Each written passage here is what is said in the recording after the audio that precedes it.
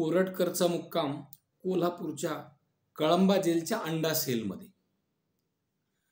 छत्रपती शिवरायांवर टीका करणारा, राजमाता जिजाऊच्या चारित्र्यावर संशय घेणारा आणि छत्रपती संभाजीराजांना या ठिकाणी अश्लील बोलणारा हा प्रशांत कोरटकर नावाचा शिवद्रोही याचा मुक्काम आता जेलमधला वाढला आहे. कारण अनेक जण छत्रपती शिवरायांवर किंवा त्यांच्या घराण्यावर टीका करण्यासाठी पुढे येत आहेत, सरसावत आहेत. त्यांचं धाडस दिवसेंदिवस वाढत आहे आणि या शिवद्रोह्यांना धडा शिकवल्याशिवाय पुढील आवाज बंद होणार नाही. हा आवाज बंद झाला पाहिजे. कारण हे कशाशी ताळमेळ नाही, परंतु विनाकारण या ठिकाणी जातीमध्ये तणाव निर्माण होईल, धर्माधर्मामध्ये तेढ निर्माण होईल, अशा प्रकारची अनेक वक्तव्य या ठिकाणी केली जात आहेत. कुणी कबरीचा वाद उकरून काढत आहे, कुणी मशिदीमध्ये स्फोट घडून आणत आहे, तर कुणी त्यावरून दंगली घडून आणत आहे, तर कुणी त्या वाघ्या कुत्र्याच्या स्मारकाचा वाद उकरून काढत आहे. जाणून बुजून अशा प्रवृत्ती वाढत आहेत. तर इकडं संवैधानिक पदावर असणारे कोश्यारी हे छत्रपती शिवरायांवर आक्षेपार्ह बोलत आहेत. भारतीय जनता पक्षाचा प्रवक्ता सुधांशु त्रिवेदी हा शिवरायांवर आक्षेपार्ह बोलत आहे. अहिल्यानगरचा एक माजी नगरसेवक श्रीपाद छिंदम हा देखील अशाच प्रकारे काहीतरी वात्रट बोलत आहे. इतकंच नाही तर अलीकडील काळात तो जयदीप आपटे असेल, जो शिल्पकार आहे, तर त्यानं जाणून बुजून शिवरायांना तलवारीचा घाव या ठिकाणी मस्तकावर दाखवलेला आहे. ज्यावेळेस अफजल खानाचा वधाचा या ठिकाणी प्रसंग होता, त्यावेळेस कृष्णा भास्कर कुलकर्णीनं त्या ठिकाणी तलवार मारली होती आणि त्या तलवारीचा घाव हा जयदीप आपटे नावाचा वाईट प्रवृत्तीचा व्यक्ती जाणून बुजून दाखवण्याचं काम करत आहे. तर राहुल सोलापूरकर असेल, प्रशांत कोरटकर असेल, अशा प्रवृत्ती या ठिकाणी फोफावत आहेत आणि म्हणून या प्रवृत्ती थांबल्या पाहिजे यासाठी शिवप्रेमींनी प्रचंड मोर्चे काढले, प्रचंड संतापाची लाट उसळली, अनेक ठिकाणी गुन्हे दाखल केले आणि सरकारनं या सगळ्या गोष्टीची दखल घेतलेली आहे. अगदी विधिमंडळामध्ये सुद्धा म्हणजे विरोधक नाही तर सत्ताधारी गटाकडून सुद्धा हा आवाज मोठा करण्यात आला आणि सरकारला याची दखल घ्यावी लागली आणि या शिवद्रोही कोरटकरचा या ठिकाणी याच्या मुसक्या आवळलेल्या आहेत. त्याला सुरुवातीला 3 दिवसाची पोलीस कोठडी देण्यात आली, त्यानंतर पुन्हा 2 दिवसाची पोलीस कोठडी देण्यात आली आणि आता 14 दिवसाची न्यायालयीन कोठडी सुनावली.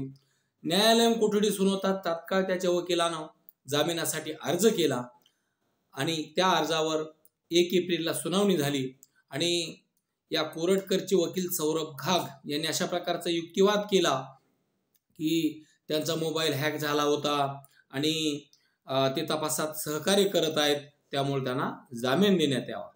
तर सरकारी वकील सूर्यकांत पवार यांनी छत्रपती शिवरायांच्या राजमुद्रेचा उल्लेख करत या ठिकाणी अशा प्रकारचा युक्तिवाद केलेला आहे आणि त्यांनी असं सांगितलेलं आहे की जो राजा लोककल्याण आणि प्रजेसाठी लढला, त्यांचे अनेक मावळे त्यांच्या जीवासाठी म्हणजे जीव ओवाळून टाकतील अशा प्रकारचं काम त्यांनी केलं. अशा राजांबद्दल या ठिकाणी भावना दुखावण्याचा प्रयत्न केलेला आहे. राजमाता जिजाऊबद्दल अवमानकारक विधान केलेलं आहे आणि अमेरिकेतील एका लेखकाचा तो रेफरन्स देत आहे.